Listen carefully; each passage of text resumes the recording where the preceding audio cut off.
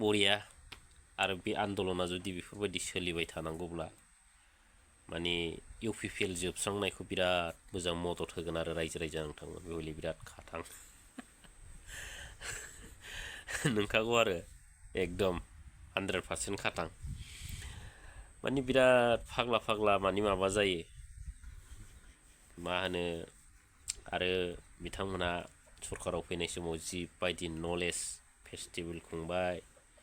मोजां मोजां गियान जानायनि माबा जानायनि ह फाग्लाफोरना बिदिजों जायोलै माबा जि गाज्रि गाज्रि माने स्लेंस वार्ड बाहायनायनि जेनाखि मा होनो बै नलेजफोरखौसो दिनैहाय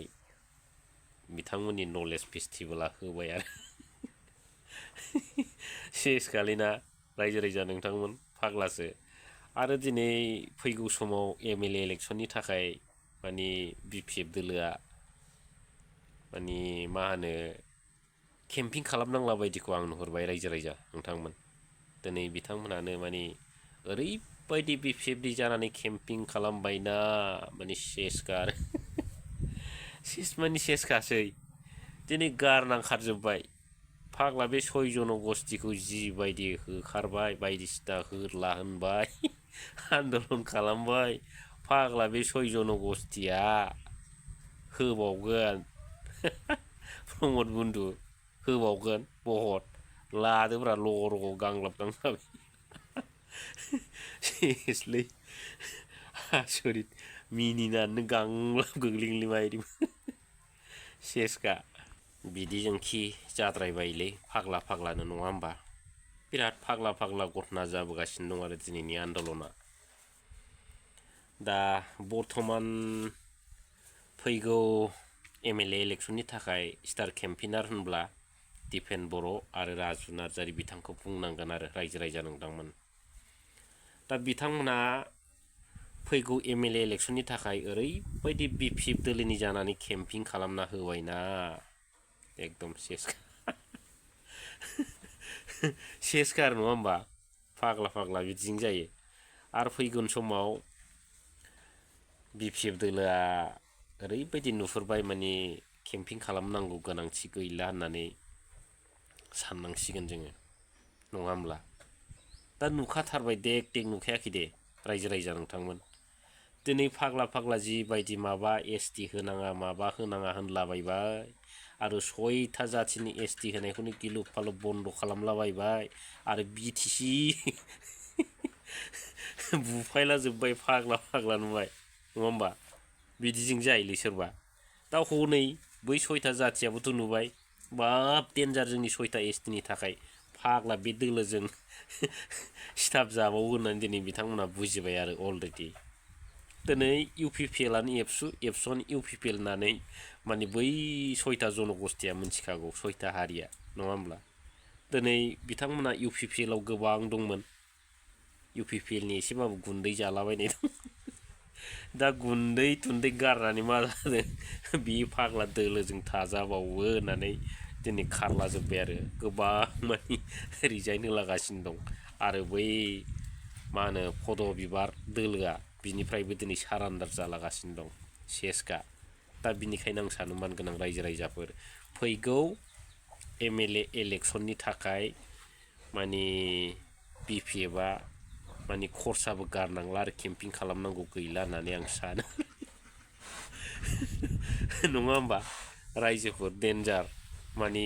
दा बर्थमान जोङो मा होननांगोन दिपेन बर' बिथांखौ आरो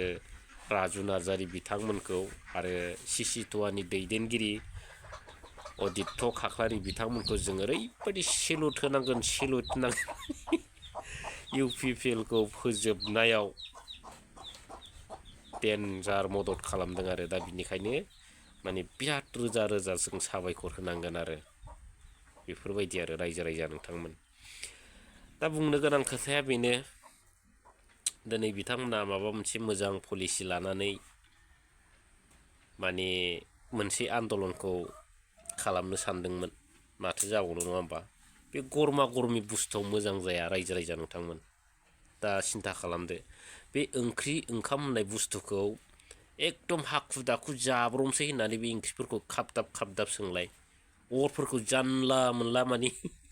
बै साराय आरो दोनि माने जौसिन जालायनाय होनानै ओंखाम ओंख्रि संलाय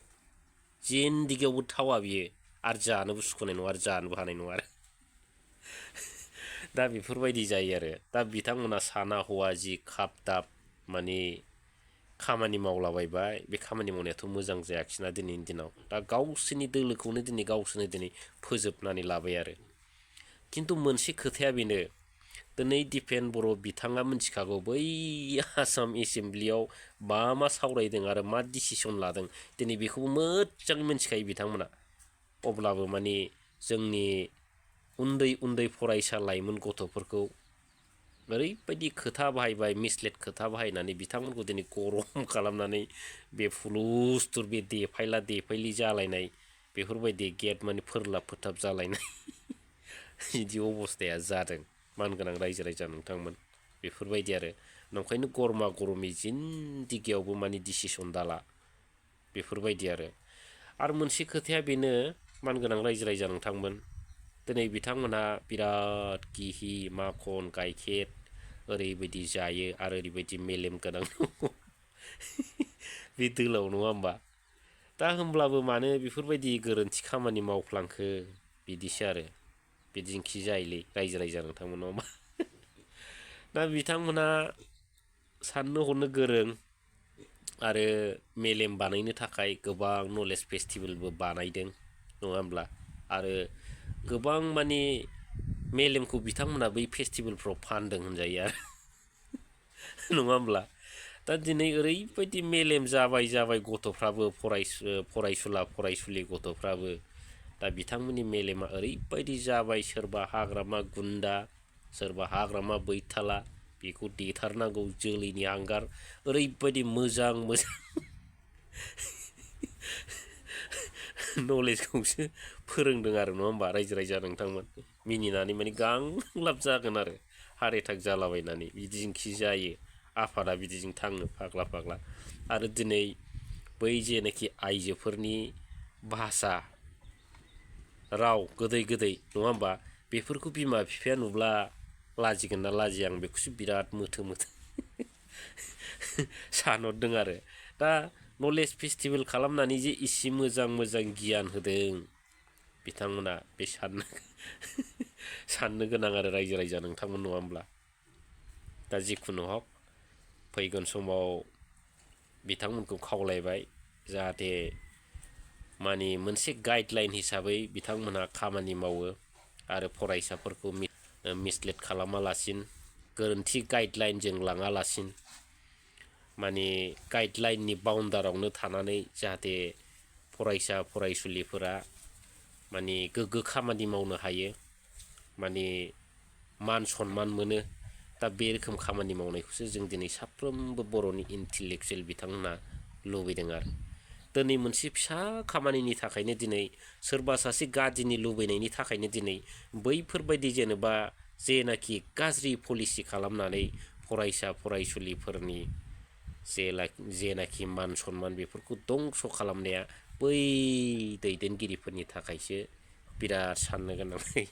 रायजो राजा नङा होमबा दा बेफोरबायदिनो दा मोनसेबो खामानिखौ दिनैनि दिनाव हाखु दाखु मावनाया मोजां नङा आरो रायजो राजा नोंथांमोन दा मा बुंबावनो जिखुनु हक फाइनाल बाथ्राया बेनो फैगोन समाव नैबे UPPL होननाय दोलोआ थानाय नंला आरो बिराद मोजां खामानि मावखाबाय नैबे ST होबथानायनि नामाव बिथांमोना नङा होमब्ला दा बेफोरबायदिनो आरो दा बुंबाथ' गोबां बाथ्रा बुंनो हायो हानहरला हानहरलि एकदम फानफ्रबलि नङा होमबा दिनै बेफोरबायदि माने हानहरथ'ला आरो दा जिखुनु हक माने मोजां खामानि मावनायखौ बयबो लुबैयो दिनै 17 बोसोराव हाग्रामा महिलारी सार बिथांखौल' जेबो मावाखै जिग' रायजो राजाफोरनि सिगाङाव नङै बाङै बाथ्रा बुंबाय थानाया बे दुलाराय बर' फरायसा आफादनि दैदेनगिरिफोरनि आरो मावथिफोरनि थाखाय मोनसे मोजां सानजाथाव नङा दिनै सारा जोंनि BTCनि आइ आफा रायजो राजा बिथांमोना मिथिगौ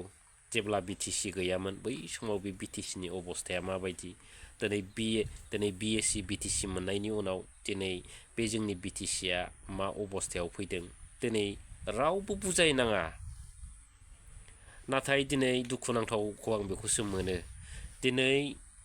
गोसो मोदोम जिउ होनानै दिनै मानाव गेदेर महिलारि सार बिथाङा बे BTCखौ इसेबां जौगाहोसेयावबो दिनै बै प्रमद बन्धु बिथांमोन बायदि बै एबसुनि माने नेहाथ गोसोनि साननाय दैदेनगिरिफोरनि थाखायनो दिनै रायजो राजाफ्रा बुङो माने जेबो मावाखैनो। आरो दुलाराय बर' फरायसा आफादनि आफादगिरि बिथांजों लोगोसे दिनै गोबां मावथिफ्रानो बुंनो लादों दिनै माने हाग्रामा महिलारिया 17 बोसोराव जेबो मावाखैनो, खालि मावदों बे प्रमद बन्धु बिथाङाल' मावदोंनो रायजो राजा। फाग्ला बिदिजों जायो नङा होमब्ला? दा बेफोरखौ सिन्था खालामदो दिनैनि दिनाव नंखाय गाइडलाइनखौ सोर बाहायदों नङा होमब्ला? सोरनि गाइडलाइन सिङाव थानानै खामानि मावदों दिनै साफ्रोमबो जोंनि बर' फिसाफ्रा मिथियै गैया रायजो राजा नोंथांमोन। दा दिनै बेखिनियाव दोनबाय। Thank you.